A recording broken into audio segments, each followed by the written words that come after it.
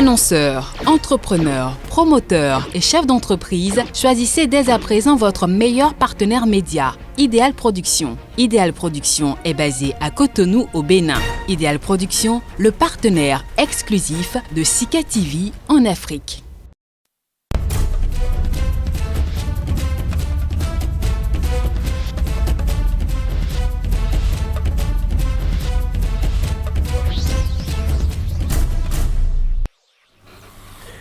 Deux attaques qui ont fait au moins 6 morts, dont 3 terroristes. Ce genre de compte-rendu fait souvent penser aux pays ayant en partage le Sahel et plus précisément la zone des 3 frontières. Pourtant, c'est de la Côte d'Ivoire qui vient de subir une double attaque terroriste dans le nord, frontalier avec le Burkina Faso. Des attaques qui interviennent moins d'1 an après celle de juin 2020 dans la même région et qui avait coûté la vie à 14 soldats ivoiriens. Quel message envoient les terroristes à travers cette attaque? La Côte d'Ivoire est-elle devenue le nouveau périmètre d'opération de ces bandes armées? Quelle lecture faire de la riposte des forces de défense et de sécurité ivoiriennes? La Côte d'Ivoire est-elle préparée à se défendre contre cette guerre d'un type nouveau? Côte d'Ivoire, 2 attaques contre l'armée dans le nord, une nouvelle cible pour le terrorisme dans la sous-région. C'est la question trame, thème donc de cette émission. Bonjour à chacun, bonjour à tous.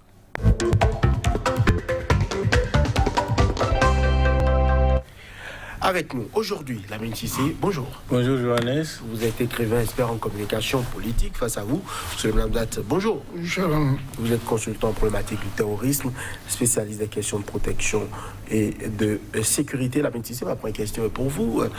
Déjà, est-ce que cette double attaque-là peut avoir des explications selon vous? Qu'est-ce qui pourrait expliquer le fait que la Côte d'Ivoire puisse subir donc une double attaque au niveau de sa zone nord? Merci beaucoup. Mais nous sommes, je pense que nous sommes dans la zone. Hein. Ça ne me surprend pas, d'autant plus qu'on ne peut pas dire que les armes ne circulent pas entre la Côte d'Ivoire, Sierra Leone, Libéria, même s'il y a une paix, un semblant de paix. Mais la zone, la partie où concernée, c'est la partie Burkina Faso. Évidemment, moi, je me posais la question depuis longtemps, pourquoi il n'y a pas de... Quand j'ai eu l'attaque de ce Grand Bassam, je crois. Tout à fait. Voilà. Quand j'ai eu l'attaque de Grand Bassam, et je m'étais dit que c'était tout à fait normal, parce que les djihadistes, ou bien ceux qui ne veulent pas que l'Afrique jouisse de leur indépendance, le problème c'est de créer de l'insécurité partout ailleurs. Et d'ailleurs, c'est pourquoi d'autres ont pensé que pourquoi Sensad, Sahel, d'autres pays ne sont pas ajoutés, comme le Sénégal, comme la Côte d'Ivoire, etc. Parce que forcément, le Burkina Faso est frontalier à la Côte d'Ivoire. Je crois que ce qui se passe de l'autre côté, la Côte d'Ivoire peut forcément avoir, n'est-ce pas, des répercussions. Je crois que c'est un commencement peut-être de dire que nous allons élargir notre zone d'influence. Maintenant, nous n'avons pas le baromètre pour pouvoir voir si ce sont des djihadistes ou pas des djihadistes. Parce que qui est djihadiste, qui n'est pas djihadiste? Le problème là, fondamentalement se pose. Donc il faut aller au fond pour savoir est-ce que réellement, parce que si on s'en tient n'est-ce pas, aux informations officielles, on a dit qu'on a tué quelques djihadistes, n'est-ce pas? Et il faut aller au fond pour savoir qui est djihadiste, qui n'est pas djihadiste. Les djihadistes là qui sont venus, ils appartiennent à quel djihad? Parce qu'ils sont multiples. À quelle mouvance? Justement, ils sont multiples. Sinon, ça fait peur quand il y a des armes qui tombent dans un pays où on a eu auparavant plus de 3 000, 4 000, d'autres disent même 6 000 morts. Ça fait peur, vraiment. Alors, sur le même date, on parle de 2 attaques distinctes. On parle de 6 morts, dont 3 terroristes, nord, proche de la frontière avec le Burkina Faso. Est-ce que l'explication n'est que géographique? Moi, j'ai eu à faire ma propre analyse quand j'ai appris l'information. Vous voyez, la Côte d'Ivoire est confrontée non seulement au problème du terrorisme, parce qu'on a vécu le cas de Grand Bassam, mais il y a eu des alertes d'un service pas des moindres, la DGSE de la France, qui a alerté 2 pays, la Côte d'Ivoire et le Bénin, sur d'éventuelles frappes. Le 3e paramètre, c'est que la Côte d'Ivoire est confrontée ces derniers temps-ci à des problèmes énormes de drogue. Et je pense que mon analyse est allée dans ce coin-là. Pour ma part, vu le mode opératoire des djihadistes, que j'explique ici, vous verrez souvent que c'est souvent non seulement une attaque qui, dans les minutes, les heures qui suivent, devient automatiquement, si vous voulez, faire l'objet, j'allais dire, de revendications. Vous voyez que c'est revendiqué par un groupe ou par un autre. Ça, c'est quand il s'agit des attaques. Et les attaques sont parfois énergiques et massives. Quand il s'agit des attaques djihadistes. Mais ce qu'on a vu à Kafalo hier, là, avant-hier du moins, ça n'a rien d'une attaque djihadiste. On a comment... Ça a l'air d'une revendication qui frise à une attaque dont je ne nomme pas les profondeurs ici. Mais on sent que ça a un peu rapport au 3e terme que j'évoquais, à savoir des gens qui sont cachés quelque part, à qui on est redevable de certaines choses, qui ne semblent pas les avoir reçues et qui agissent. Et c'est ça un rapport à la drogue, à mon avis. Donc, vous savez que le désert, pour les analyses que je fais jusqu'à là, nous avons constaté qu'il y a même des avions qui descendent. Il y a des hélicos qui descendent. On se rend même compte que certaines factions, qu'elles soient djihadistes ou non, même communautaires, ont parfois même de nos jours non seulement du matériel performant, mais qu'ils achètent à quel coût et à quel prix. Et sur la base de quels moyens.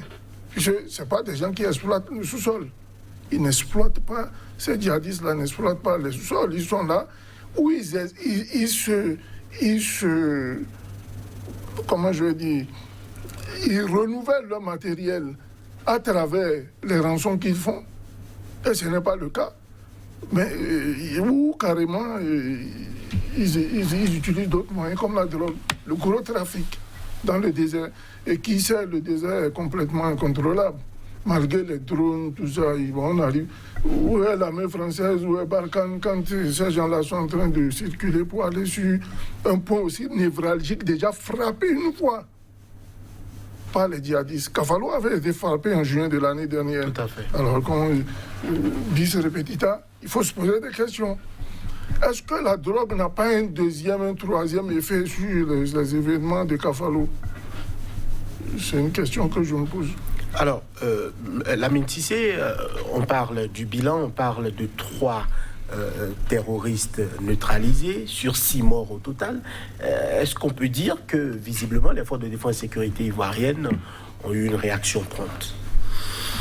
Tu sais, moi, je ne peux pas... Vous savez, souvent, l'attaque, c'est ce qu'il a dit, l'attaque djihadiste... Pour la première fois, soit c'est des bombes, c'est les trucs de suicide par la bombe qui dévaste. Mais le mode opératoire est en train de changer. Oui, certainement. Mais bon, je n'exclus pas ça.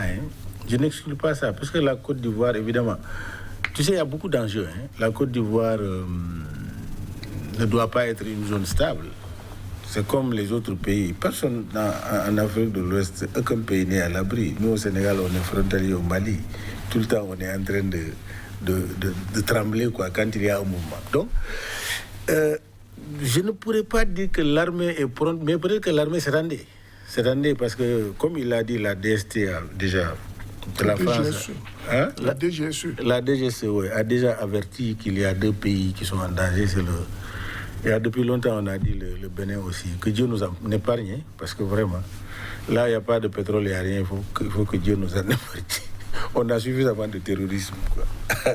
Dans la sous-région? Non, en fait, le peuple est terrorisé. Les populations vivent très mal. Ça, c'est suffisant. C'est-à-dire que le peuple ouest africain est déjà terrorisé. Si on vient amener un problème de sécurité encore, la gouvernance, c'est du terrorisme. Les populations vivent très mal, dans la pauvreté, dans la précarité. Là, déjà, ça suffit largement. Si on amène encore un problème d'insécurité, c'est que vraiment, regardez au Burkina Faso, il y a plus de 1 million qui sont des déplacés. C'est extrêmement grave. Donc la Côte d'Ivoire doit beaucoup faire attention, d'autant plus que c'est pourquoi j'ai souvent dit qu'il faut créer dans les pays ce qu'on appelle la stabilité socio-politique. C'est extrêmement important. Parce que les causes du terrorisme sont multiples. C'est la drogue, on voit.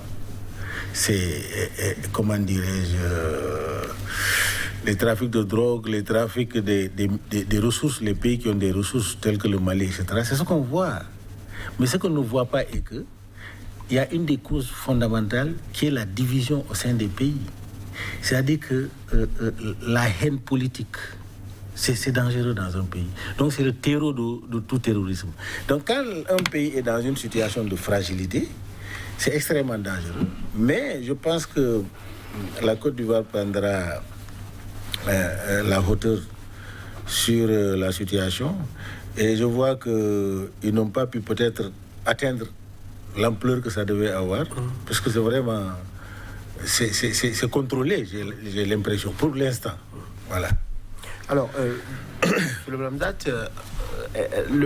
la position de la Côte d'Ivoire, est-ce que ce n'est pas une position qui rend, quoi qu'on dise, le pays fragile face à ce type d'attaque-là? On sait que le pays a relativement été épargné ces dernières années par le phénomène djihadiste. On sait que le pays partage de la frontière avec des pays qui, on va dire, sont en déliquescence. Le Burkina Faso aujourd'hui a beaucoup de difficultés à résoudre le problème terroriste. Lamine Cissé parlait tout à l'heure, on parle de plus d'1 million de déplacés internes dans le pays. Est-ce que cette... je dirais, cette zone-là que la Côte d'Ivoire partage, et cette histoire même, aussi histoire politique, histoire culturelle, que la Côte d'Ivoire partage avec le Burkina Faso, est-ce que cela n'est pas déjà un ciment pour que le problème ne soit que déplacé d'un point A vers un point B? Oui, bien avant même d'opiner sur l'aspect géopolitique, je voudrais donner raison à mon vis-à-vis, qui fait une analyse scientifique, politique, n'est-ce pas, de l'instabilité qui règne au niveau du régime ivoirien. Oui. Hier, il ne s'est pas passé 20 à 30 minutes pour que le leader GPS, n'est-ce pas, non, GKS, leader Soro Guillaume, soit accusé d'avoir instrumentalisé, n'est-ce pas, accusé par qui? Accusé par le régime en place. D'avoir instrumentalisé ce truc-là. Il a fallu que des partisans montent au créneau pour démentir ça. Un chanteur du nom d'Abbas a même été instrumentalisé d'avoir porté sur lui des valises de billets qu'il apportait, n'est-ce pas, à ces djihadistes-là pour ce coup-là. Il savait que cet individu, n'est-ce pas, ce citoyen honnête, se trouvait à Neuilly-sur-Seine hier. Comment on peut être à Neuilly-sur-Seine et à la fois dans le désert, entouré de plusieurs personnes, et pas des moindres. Donc vous voyez, on crée une amalgame. C'est-à-dire le régime même s'embourbe dans un dilatoire qui ne dit pas son nom. Il y a une très mauvaise communication au niveau du régime ivoirien actuellement. Vous voyez que depuis 2-3 jours, personne n'est monté au créneau pour dire aux Ivoiriens qu'est-ce qui s'est réellement passé à Kafalo. Donc j'appuie son raisonnement. Maintenant, du point de vue de la géopolitique, la Côte d'Ivoire est entourée que par des pays instables, frappés par le terrorisme.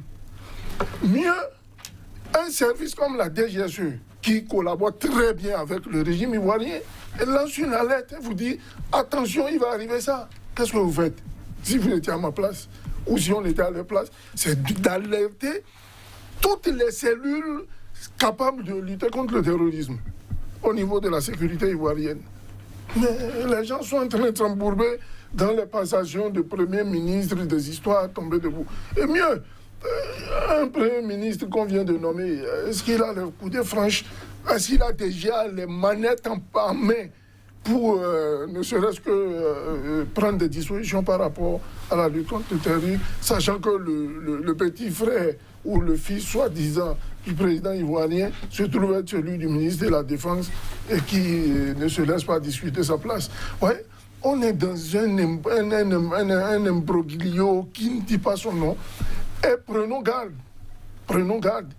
Si, comme je l'ai dit, le phénomène de la drogue est une piste à explorer, il faut aussi non seulement voir toutes les défections qu'il y a eu par rapport aux encagoulés qui étaient soi-disant sous les ordres de Hambak, de l'ancien Premier ministre, paix à son âme, et voir éventuellement la division qui règne, n'est-ce pas, au niveau de l'armée ivoirienne.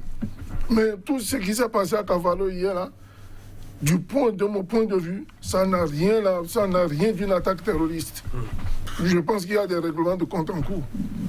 Alors, Lamine Cissé, on parle d'attaque terroriste, visiblement. Mais en juin 2020, la zone avait déjà été frappée et on sait qu'il y a 14 soldats ivoiriens qui avaient perdu donc la vie lors de cette attaque-là. Est-ce à dire que le Kafalo est un endroit qui n'est pas sûr en Côte d'Ivoire? Qu'est-ce qui pourrait expliquer le fait qu'on recense en ce moment une seconde attaque sur la même zone qui avait déjà été frappée il y a un an? C'est tout à fait normal. Vous voyez, même au Mali, c'est la zone qui est dangereuse, c'est la zone où les frontières se rencontrent. Oui. Vous savez, le Burkina Faso, je reviens, le Burkina Faso a été victime de la mauvaise gouvernance politique, après Blaise Compaoré. C'est ce qui a envenimé le problème de djihadisme. Parce que vous savez, le Burkina Faso, Blaise Compaoré a joué un rôle tampon dans la stabilité des pays et qui recevait même ces rebelles au palais pour discuter avec eux. Donc, c'est-à-dire cette possibilité de parler avec eux, de les amener à la raison, que d'autres pays veulent adopter, même le Mali qui avait à un moment donné dit qu'il fallait discuter avec eux, si c'était des revendications politiques. Bon, maintenant, un narcotrafiquant, discuter avec lui, c'est difficile parce que lui, c'est l'intérêt qu'il voit et le marché qu'il veut inonder. Mais s'il y a des revendications politiques, ça, c'est beaucoup plus facile de discuter avec les personnes et les amener à la raison. Alors, c'est pourquoi j'ai dit le Burkina Faso a été un exemple. Parce que le Burkina Faso n'a pas de minerais, n'a pas de ressources, il n'a pas de port. Pourquoi le djihadisme est aussi important à cette...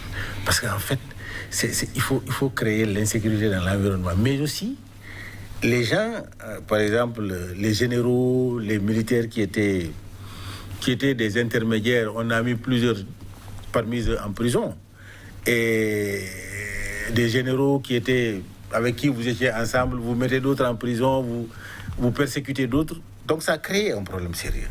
C'est pourquoi la Côte d'Ivoire, le Burkina Faso est devenu fragile. Mais la Côte d'Ivoire est dans la fragilité également. Le Côte d'Ivoire est dans la fragilité.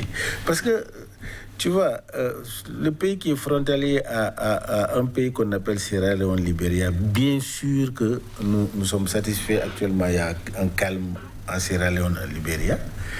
Mais je dis, aucun pays n'est dans la sécurité. Il suffit, oui, mais parce qu'il suffit qu'un président malade vienne au pouvoir pour réveiller tout. C'est ça la vérité. Qui va penser qu'aujourd'hui le Sénégal les gens vont se mettre... Un Sénégal que les gens se mettront dans la rue pour casser tout, c'est que c'est trop, quoi. Donc ça dépend... La gouvernance a un poids important dans l'insécurité dans un pays. Alors, c'est pourquoi la Côte d'Ivoire aujourd'hui, avec le Sensat Sahel qui se renforce, on a eu les militaires tchadiens qui sont venus, les djihadistes aussi, pour rendre les choses beaucoup plus compliquées, ils élargissent aussi leurs bases, pour dire, bon, nous allons créer des bases arrière pour, etc., etc. Alors, donc, moi, je comprends que cette partie de la Côte d'Ivoire soit la porte d'entrée. C'est naturel. C'est comme la partie de la Côte d'Ivoire qui est vers le Mali. Bon, c'est très loin des centres d'opération. Sinon, cette partie de la Côte d'Ivoire vers le Mali peut aussi être une porte d'entrée. Mais ne vous étonnez pas d'avoir la Sierra Leone ou le Libéria servir aussi de base d'entrée également. Donc la Côte d'Ivoire n'est pas sécurisée. Il n'y a aucun pays qui est sécurisé, mais dans le cas actuel, la Côte d'Ivoire n'est pas sécurisée. Ce qu'il faut faire, il faut tout faire pour créer une stabilité sociopolitique dans nos pays, créer de l'apaisement. C'est pourquoi je salue un peu quand les gens sont allés tous aux élections législatives. Les résultats, je n'ai pas les résultats jusqu'à présent. Mais comme les gens sont allés aux élections législatives, et je vois tous les partis sont allés, et nous sommes dans une dynamique de dire le président Gbagbo va revenir, etc., etc. Ça, c'est quelque chose de fondamental sur lequel il faut bien surfer. Il faut que eux, qui sont au sommet, puissent donner un exemple pour vraiment apaiser le pays. Parce que tant que la gouvernance politique et économique n'est pas apaisée dans nos pays, le terrorisme va avoir une force inouïe. Voilà, c'est ce que moi... Alors, dans la sous-région, on parle de terrorisme dans beaucoup d'États. N'est-ce donc que la gouvernance politique qui peut favoriser le terrorisme dans les États, ou bien les raisons peuvent aussi varier? Bon, on a vu le cas avec les Dogons au Mali, où c'est plus carrément un problème ethnique, voyez, où ils se sont battus à la Kalachnikov, mais ils ont trouvé ces hommes-là qui alimentent ce réseau d'armement. Ouais, en dehors même de ceux qui vous apportent la drogue, mais il y a ceux qui vous apportent aussi les armes et toute la logistique qui vient derrière. Imaginez-vous, il y a des groupes djihadistes qui ont des chars. Pas des chars pris à l'armée régulière, des chars, on sait d'où sortent ces chars-là. Posons-nous des questions. Ceux qui alimentent même, je me fais une hypothèse, ceux qui alimentent le djihadisme, ils l'alimentent à quelle fin? Pensez que c'est pour nos beaux yeux? Non, ils l'alimentent certainement, soit pour notre sous-sol, soit pour d'autres choses que je crie depuis de 1994. Moi, j'en parle sur les antennes depuis 1994. Il faut forcément faire une enquête. Et je voudrais revenir un peu sur le problème de la drogue. Vous avez remarqué que ces derniers temps-ci, la DAE américaine s'est ingérée. Il a fallu même... C'est profond, c'est complexe. Je vais refaire l'histoire en quelques minutes. Vous voyez, je ne comprends pas qu'un régime installé, comme celui de la Côte d'Ivoire, là, puisse permettre à deux journalistes, soit-ils experts ou pas, de quitter un pays extérieur, venir jusque sur leur territoire, se faire loger de manière mitoyenne à l'ancien Premier ministre, au domicile de l'ancien Premier ministre, pour faire des enquêtes, soi-disant, parce qu'il serait dans un cartel de drogue. Il y a des services en Côte d'Ivoire qui sont bien, par exemple, le cas du Bénin, ici, il y a l'OCERTID, anti-drogue, qui s'occupe de ce genre de choses.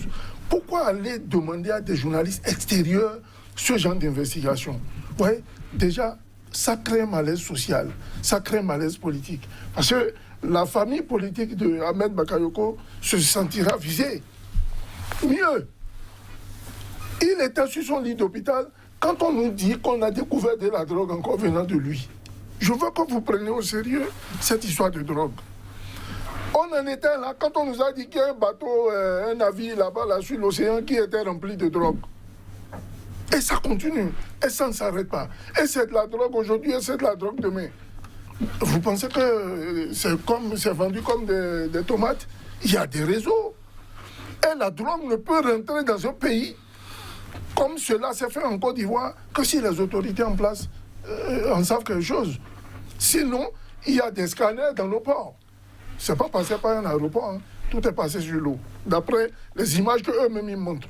Donc, si ça a pu rentrer, traverser la douane, traverser tous les services, tous les check-ups de la douane, du premier au dernier degré, on ne viendra pas vendre à un monsieur comme moi que les autorités ivoiriennes n'étaient pas au courant que la drogue rentrait chez elles. Ouais. Derrière cette drogue-là, qui sont les fournisseurs? En retour, ont-ils été payés ou non? Alors, quand il y a des exactions du genre de Kafalo, mais il faut se poser des questions. Il ne faut pas mettre ça sur le coup du djihadisme. Hein. Il n'y a pas de djihadisme partout. Il n'y a pas de djihadisme partout. Et le djihadisme, vous voyez, leur mode opératoire, quand vous regardez tout ce qui se passe, c'est bombe, on se saute et puis voilà, on dit on va au paradis. Dieu seul sait. Moi, j'ai connu personne qui a été de l'autre côté et qui est venu me dire que mettre une bombe au cou vous amène au paradis. C'est du cynisme. Donc il va falloir que la DAE reprenne cette enquête-là et qui sait, il y a des ramifications peut-être dans d'autres continents. Donc il faut que tous ces réseaux-là soient vus et connus, n'est-ce pas? Sinon, ça va embraser nos pays-là. Et vous voyez aujourd'hui, de plus en plus, vous constatez que le phénomène des microbes, pour moi, est une conséquence de ce trafic de drogue. Vous voyez, on n'a jamais vu dans un pays africain de jeunes gens, compris entre 15, 25, 30 ans, qui prennent des machettes, qui vont sur un frère africain, qui le mettent en morceaux. J'ai jamais vu ça. C'est aucun pays au monde, même au Sénégal où il y a eu des manifestations, moi je n'ai pas connu de Sénégalais qui aient pris de machettes pour aller macheter leurs frères sénégalais.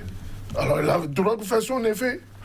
Et il va falloir que les autorités américaines, la DAE en particulier, qui a décidé de prendre le taureau par les cornes, puisse aller jusqu'au bout de ces enquêtes et qu'aucune influence étrangère, soit-elle la France ou une autre qui veut masquer des choses, ne soit capable de le faire. Sinon, nous, on va monter au créneau pour dire certaines choses. Alors, par rapport, Lamine Cissé, à cette attaque, le général Lassina Doumbia, chef d'état-major des armées ivoiriennes, s'est prononcé. Il a expliqué que donc, la première attaque était survenue à Kafalo et le fait d'une soixantaine de terroristes lourdement armés venant du Burkina Faso. C'est ce qu'il a dit. Et le bilan provisoire, on parle de 2 soldats tués, 4 autres blessés côté ami et 3 terroristes neutralisés, 4 interpellés, du matériel logistique aussi saisi. On parle d'armement, de radios, de munitions et de motos. Il a donc informé que l'armée a repoussé les assaillants et au terme d'environ 1 heure de combat intense, les opérations de ratissage se sont poursuivies dans la zone. Il y a au moins des précisions claires sur ce qui s'est passé dans la zone. Oui, justement, j'ai aussi fait écouter ça, j'ai entendu ça, mais ce qui veut dire que l'ampleur est importante.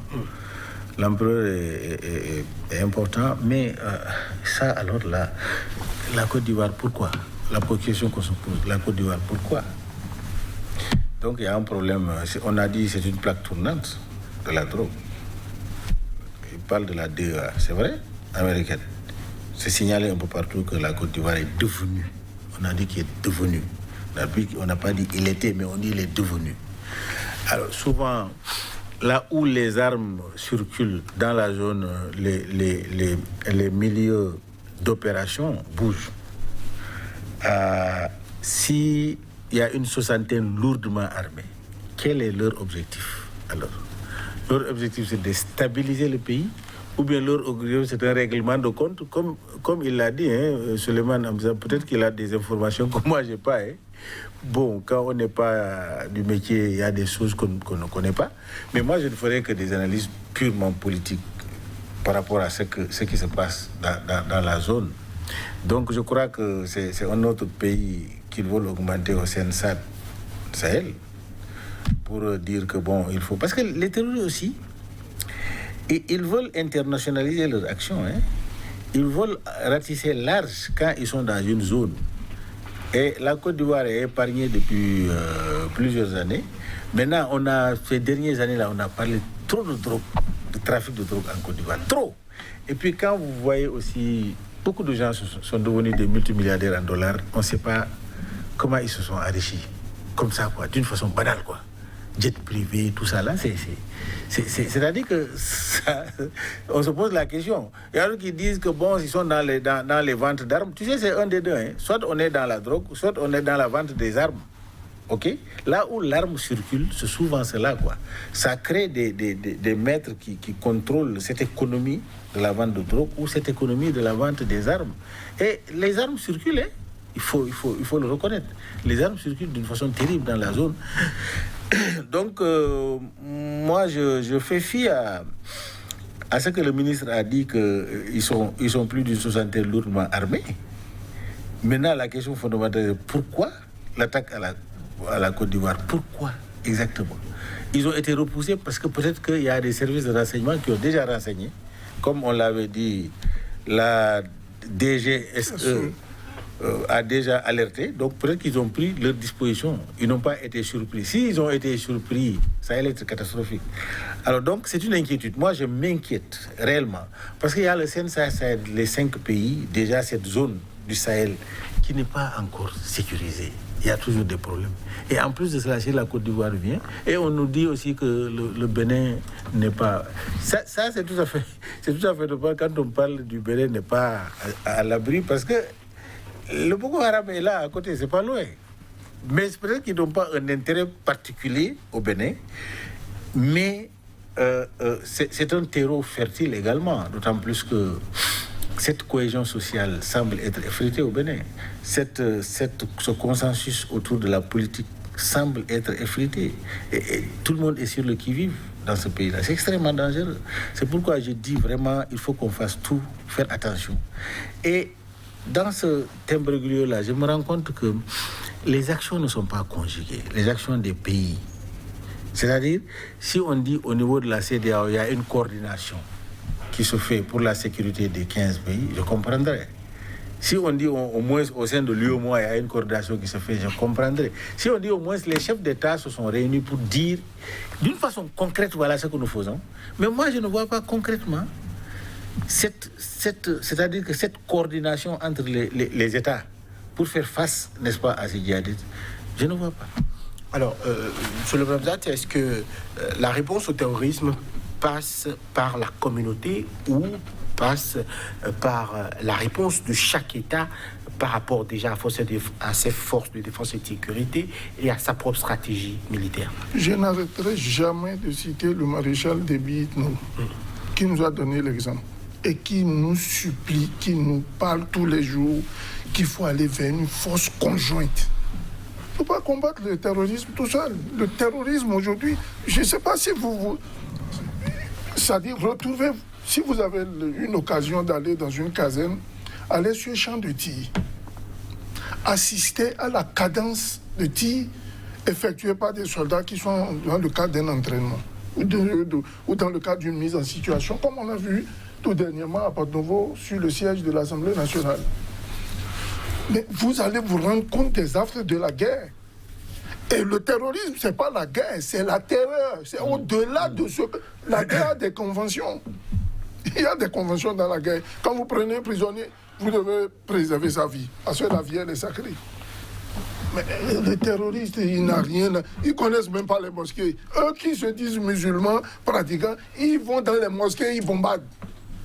Et c'est au-delà de ce qu'on peut penser. La folie. Ouais, donc, celui qui refuse d'aller de manière communautaire, se battre pour arrêter ça, comme je l'avais disais dans une émission sur Canal 3 Monde, j'ai dit ceux qui refusent de combattre le terrorisme, et je parlais de ça il y a plus de 10 ans, ils verront le terrorisme à leur porte. C'est en cela que le président Déby est rentré à Kidal dès les premières heures de l'attaque du Mali. Il dit, écoutez, moi je coupe les Chines en deux, je vais les prendre en sandwich. Il est rentré, il a remis de l'ordre. Mais est-ce que l'armée malienne avait les moyens de repousser? Rien. Tout est dégagé au niveau de la... Et il y a un problème. Quand vous prenez l'armée ivoirienne, comparée à l'armée malienne, à ces deux armées qu'on ne peut pas comparer de nos jours. L'armée ivoirienne, elle a la meilleure des gendarmeries de la sous-région. Le colonel Apalo, là, le général Apalo, qui est à la tête de... Bon, je ne veux pas parler de tout ce qu'il fait politiquement, ça c'est pas... Mais du point de vue du travail technique, scientifique, mais la Côte d'Ivoire a une gendarmerie au pair. En matière de renseignement, quel est le pays de la sous-région, en dehors du grand Nigeria, mieux renseigné que la Côte d'Ivoire? Vous ne voyez pas? Ils ont des renseignements à tous les échelons possibles. De la présidence à l'état-major, l'armée de terre, l'armée de l'air, le renseignement civil, le renseignement... Ils sont dans tous les domaines. Comment se fait-il que non seulement qu'ils aient tout cet arsenal, et que la DGSE, qui se trouve être l'un des meilleurs services de renseignement, alerte et on ne fait rien. Pour moi, on ne fait rien. Et on attend que Kafalo soit de nouveau frappé. Moi, il y a eu riposte. Qu'est-ce que vous appelez riposte? Quand 60 éléments, et puis moi je doute fort que ce soit 60 éléments. S'il y a 60 éléments qui ont attaqué Kafalo là... On n'a pas d'éléments pour contredire. C'est le chef, vous venez de le dire, moi... Oui. Il n'y a pas d'éléments. Il a dit plus de. Il a même dit plus de. Oui. Plus de. Ils étaient combien sur le site de Kafalo? Quels étaient les moyens dont ils disposaient? Comment se fait-il que les gens ont pu rentrer jusque dedans, aller tuer des soldats? Non, soyons sérieux. Moi, on ne prend pas pour un idiot. Vous soyez général, soyez qui que vous voyez. Vous venez avec vos analyses, nous faisons nos confrontations. Comme moi, même 5 éléments suffisent à déstabiliser une base. Le tout dépend du type d'armement qu'ils ont. Si c'est des gens qui ont des LRAC, des lance-roquettes anti-chars, s'ils ont mieux, je veux parler des manpads qui peuvent foudroyer un 747 en l'air, et s'ils tombent sur une caserne en face, mais ils vont la mettre en déroute, même si vous avez des chars. Donc c'est vous dire quoi? On ne vient pas ici sur un plateau de télévision pour plaire au public, pour faire croire que, voilà, on discute du terrorisme, machin. Les armes qui sont parties de la Libye sont en train de faire du mal à l'Afrique. Ceux qui ont été à la déstabilisation de la Libye, là, ils méritent de passer à la CPI. On doit les convoquer pour leur demander... Mais attendez, quand vous rentrez quelque part, vous voyez, je prends le cas de... C'est pas le thème de l'émission, mais vous voyez ce qui se passe au Niger depuis hier. Il y a des tirs, rapidement, dit la garde présidentielle, on a sécurisé. Mais allez voir quels sont les envolées politiques et tout ce qui se cache derrière une action de ce genre. Il ne faut pas voir une action et la qualifier tout de suite de terroriste. Et je vous ai dit, les terroristes ont un mode opératoire. Ils frappent et ils frappent très fort. La terreur, au-delà même de ce que peut être une guerre. Et dans les heures, les minutes, les heures qui viennent, les jours qui viennent, ils revendiquent. Ah, c'est Al-Qaïda. Et ils sont fiers même de le faire. Mais il y a plusieurs attaques, vous voyez, sur la Côte d'Ivoire, tout de même, où il n'y a pas eu de revendication. Les gens ne revendiquent rien. C'est à croire qu'il y a une autre source de conflit qui est tapée sous l'homme et qui ne dit pas son nom. Est-ce que cela est lié à la drogue? J'ai de fortes certitudes de croire qu'il faut logner un peu de ce côté. On ne peut pas combattre le terrorisme tout seul. Il faut aller, le terrorisme tout seul. Il faut aller dans un ensemble. Et, comme le débatteur l'a dit tout à l'heure, en ce qui concerne les renseignements, qu'il faut une coordination. Mais mon cher frère, laissez-moi vous dire qu'on est fort dans ce domaine-là quand il s'agit de traquer les opposants. Ouais. Vous êtes d'accord avec moi? Bien sûr. Quand il s'agit d'aller prendre un tel individu ou un autre, mais on n'est pas fort pour lutter de manière générale et massive contre des actes terroristes. On est fort pour aller prendre M. X ou Y par le biais d'Interpol et ça se fait très rapidement. On peut vous dégager d'un avion, comme on peut vous prendre sur des ponts ou bien je ne sais pas où. Ouais, il faut prendre le problème du terrorisme au sérieux. Je voudrais saluer au passage. Vous savez que je ne fais pas dans la langue de bois. L'arrivée d'un général américain de la Task Force sur les problèmes liés au problème du terrorisme qui a rencontré le chef de l'État, à l'imitation évidemment de notre gouvernement. Ce qui a été dit est resté dans les 4 murs là. Mais comme conclusion, venant du ministre des Affaires étrangères, j'aurais entendu dire que le Bénin serait même prêt à mettre une partie de son budget pour faire former des unités antiterroristes. Ça va prendre combien de temps? Ça sonne déjà en Côte d'Ivoire. Quand est-ce que ça viendra au Bénin? Qui sait? Qu'on prenne garde. Parce que quand ça commence, ça ne s'arrête plus. Importance donc pour le Bénin de se préparer aussi au problème. Oui, parce que le Bénin, tu sais, le terrorisme, comme tu l'as dit, c'est multidimensionnel, hein? C'est les causes. Je veux parler des causes. Il y a le terrorisme de la drogue, ça on le sait. Il y a ce qu'on appelle le terrorisme des minerais et des ressources naturelles. Ce qui se passe dans le Sahel, il y a la drogue, il y a les ressources. Non, le manganèse, tout ça. Il y a le terrorisme qui est lié à la mauvaise gouvernance politique. Tu sais, la mauvaise gouvernance politique, les gens ne savent pas ce que ça crée comme terrorisme, c'est énorme.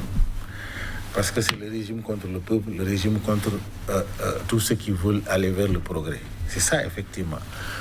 Donc, le Bénin n'est pas à l'abri, oui, d'autant plus qu'il est frontalier non seulement au Burkina Faso, mais frontalier au Nigeria. Et ce qui peut créer cet état-là, c'est-à-dire que les frustrations, les grandes frustrations, c'est un nid du terrorisme. C'est pourquoi je fais un appel toujours de dire il faut que les hommes à l'intérieur créent une cohésion, ce qu'on appelle la cohésion sociale, à travers la gouvernance politique et économique. Si cela est fait, on devient plus fort pour repousser tous les maux qui viennent, quoi. Mais si à l'intérieur nous sommes divisés, c'est qu'il y a des failles, c'est grave.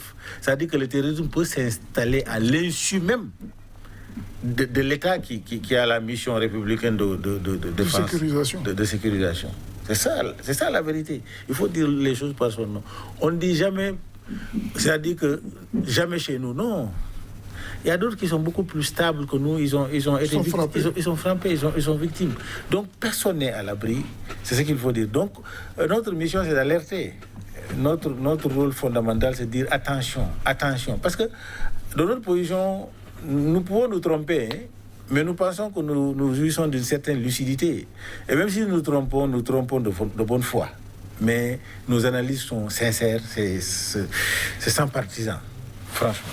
Alors, on parle effectivement, vous parlez de la DGSE qui parle de projets d'expansion du terrorisme vers le golfe de Guinée. On a pensé au Bénin, on a pensé à la Côte d'Ivoire, des cibles qui sont tout aussi pour desserrer les taux pris autour du terrorisme, aller vers d'autres régions. Selon vous, est-ce que les résultats de la cohésion ou des actions concertées contre le terrorisme au niveau de la zone des 3 frontières, est-ce que ces résultats-là sont assez perfectibles? Elles seront perfectibles à partir du moment où, pour ma part, les actions qui vont être lancées sur les 3 zones, par exemple, doivent être coordonnées par une équipe africaine. Je le dis et j'appuie de facto, n'est-ce pas, la pensée du maréchal du Tchad. Vous ne venez pas chez moi me dire là où je mets mon matelas. Je l'ai souvent dit ici, je l'ai répété. Vous ne me dites pas comment j'allume telle ampoule ou bien je ferme mon portail à quelle heure je dois le fermer. L'Afrique connaît bien. Et vous voyez même les Touaregs. Je ne vais même pas aller plus loin. Je vais rester court dans mon raisonnement. Vous voyez les Touaregs. Qui connaît le désert mieux que ces gens-là? Ils connaissent les coins et les recoins.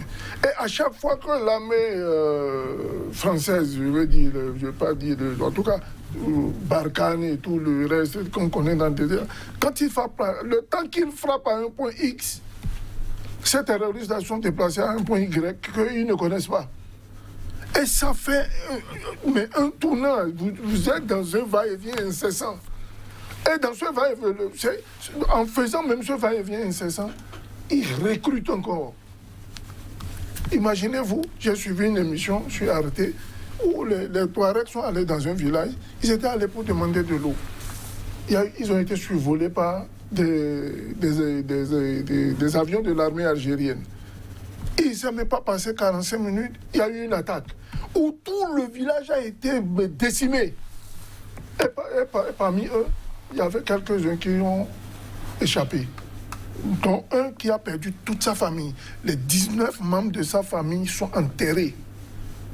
Ce monsieur a juré allégeance à tout groupe terroriste qui viendra mettre en cause. Donc vous voyez, le problème n'est pas seulement institutionnel, il n'est pas économique, mais il y a aussi la rancœur que vous mettez, que vous animez là, cette haine-là, que vous animez perpétuellement à travers une politique sectaire, une politique délétère et une politique mais mal ficelée qui ne permet pas aux populations de se sentir au même niveau et considérées de la même manière.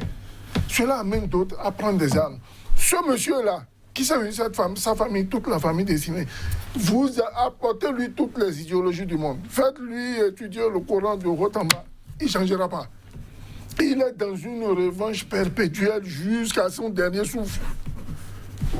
Comment guérir des individus comme ça? Et Dieu sait qu'il y en a plusieurs.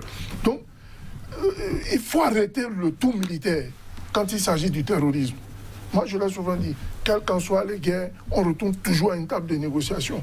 Il faut arrêter le tour militaire et discuter avec ceux qui veulent discuter. Surtout pas aller dans la tête de ceux qui me posent des bombes ou veulent aller dans la partition. Mais si la drogue, et je reviens encore une fois, vient se mêler du terrorisme, à l'ampleur où nous voyons en Côte d'Ivoire, là, il n'y aura pas que des cafalos, hein. Il y en aura partout maintenant. Je vous assure tout. Parce que, vous voyez, quelqu'un qui est sous l'emprise de la drogue, il n'a plus ses facultés mentales. Il est capable même de faire tirer sur son propre père. Donc, souffrons que Kafalo nous serve d'exemple.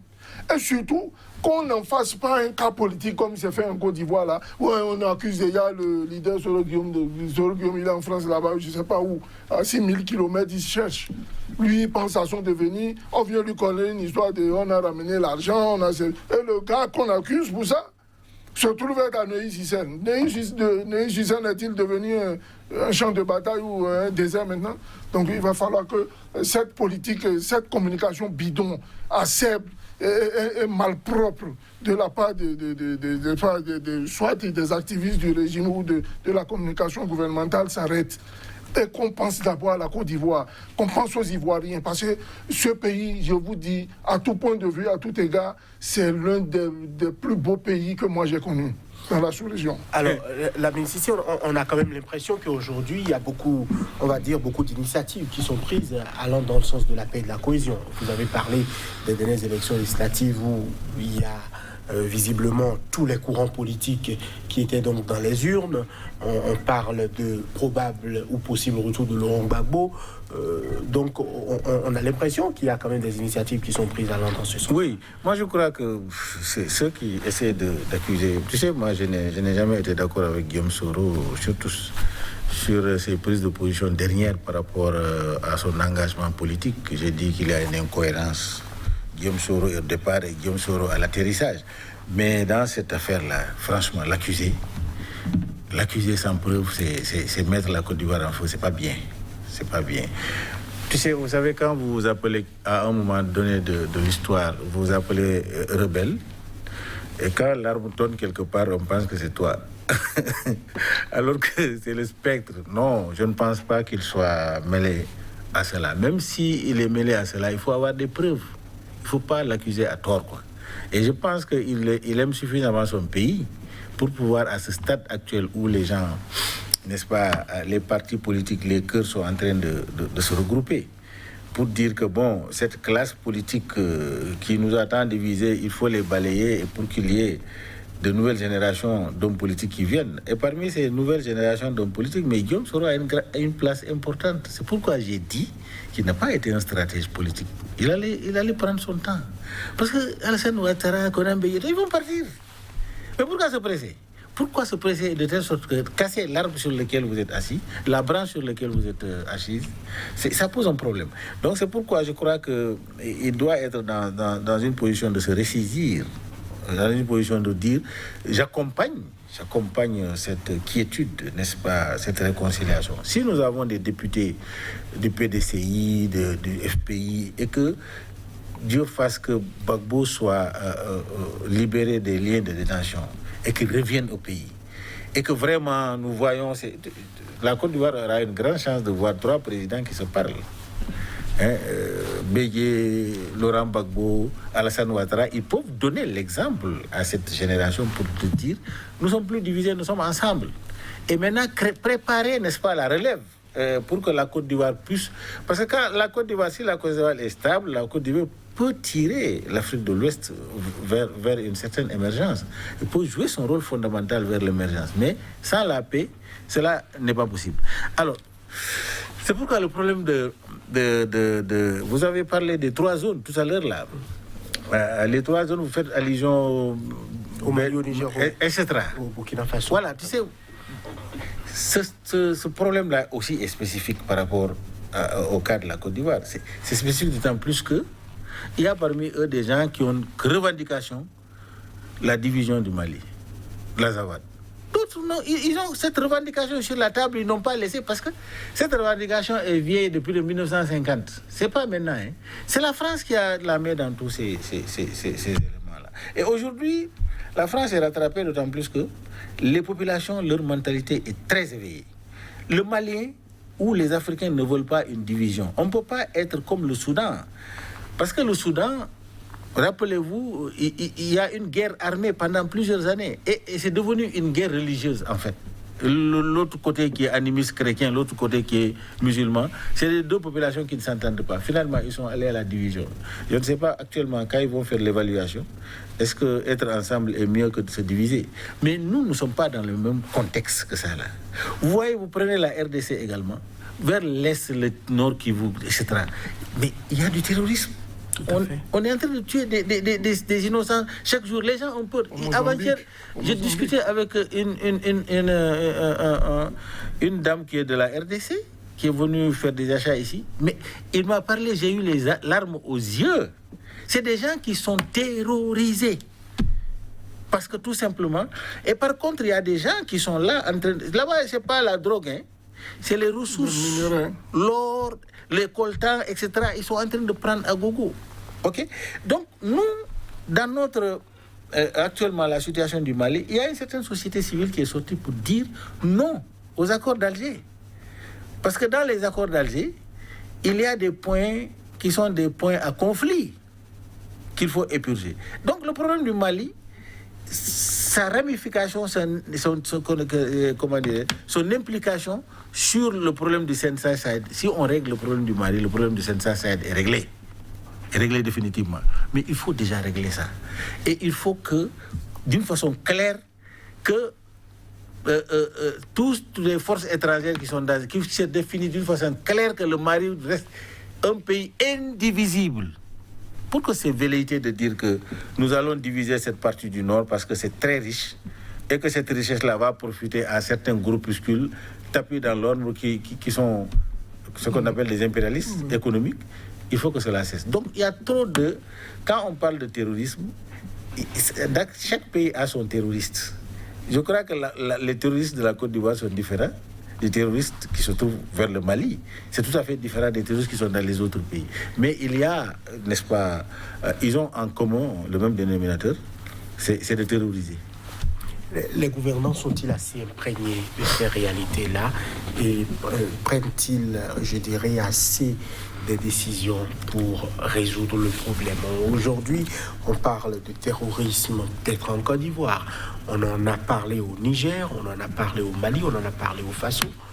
On est en train d'en parler aujourd'hui au Mozambique, on est en train d'en parler en République démocratique du Congo. Est-ce que les gouvernants réfléchissent assez à la chose? Ils sont plus imprégnés que vous et nous. Mieux, c'est eux qui sont au sommet de l'État. C'est eux qui ont les gouvernes, les commandes et tout. C'est eux qui actionnent sur les détentes. Donc ils y réfléchissent forcément. Je ne pense pas.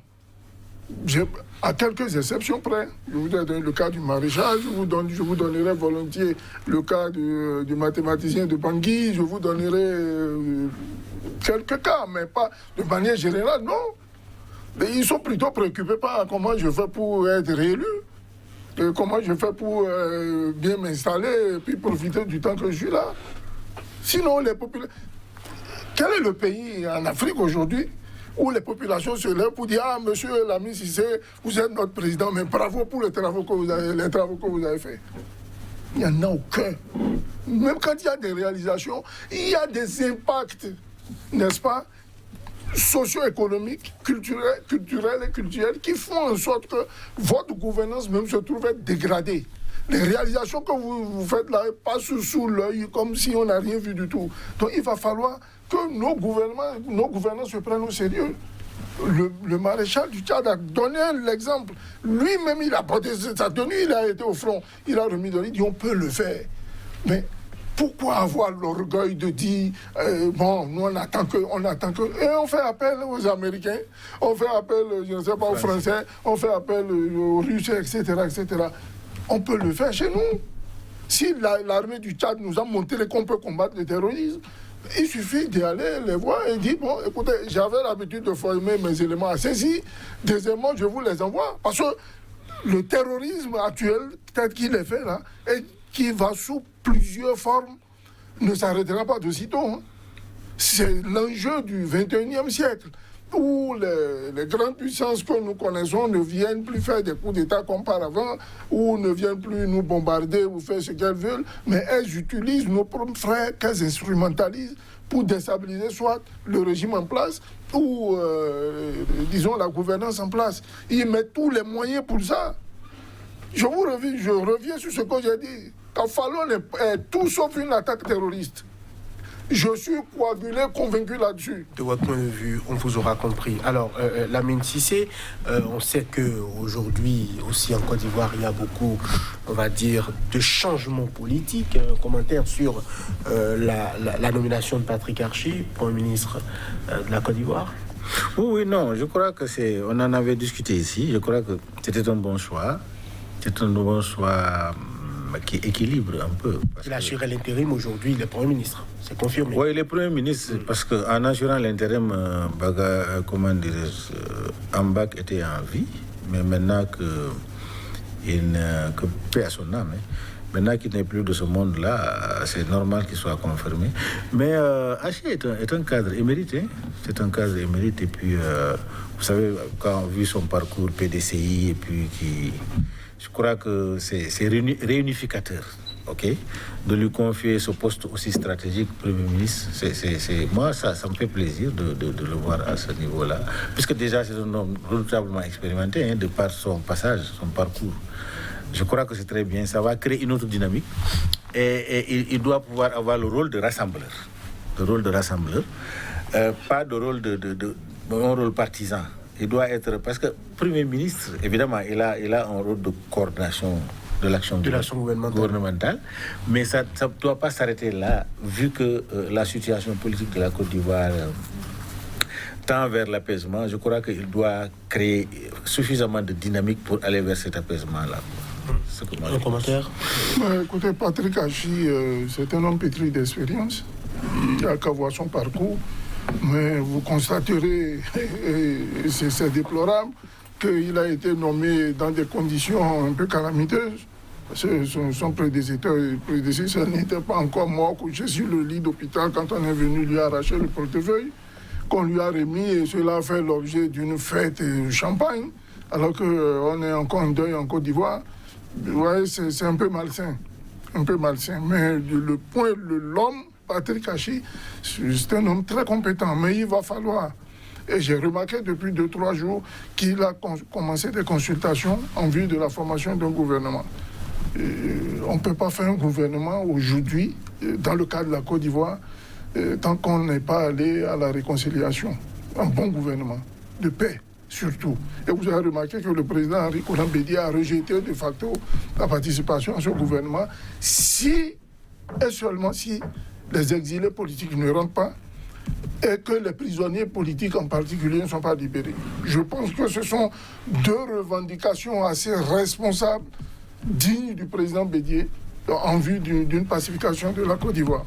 Voilà, on vous aura compris, vous êtes Souleymane Hamzat, consultant en problématique du terrorisme, spécial des questions de protection et de sécurité. Face à vous aujourd'hui, il y avait Lamine Cissé, écrivain expert en communication politique. Vous nous avez suivis sur cette thématique Côte d'Ivoire, 2 attaques contre l'armée dans le nord, une nouvelle cible pour le terrorisme dans la sous-région. C'était un questionnement. Merci de nous avoir suivis. À bientôt pour un autre numéro de votre émission Angle de vue.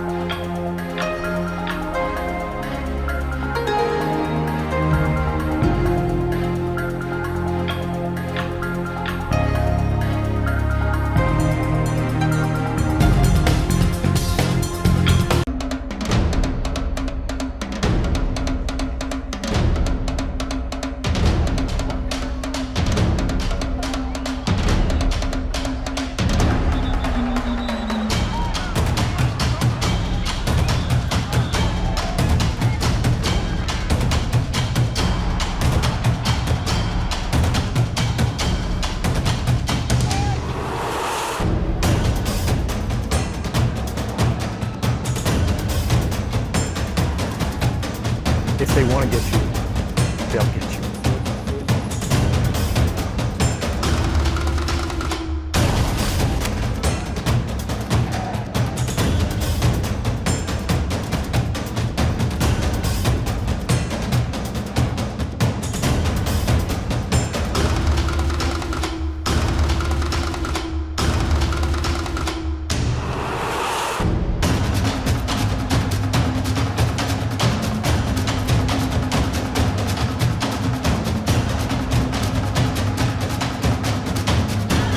Restez informés à chaque instant sur SICA.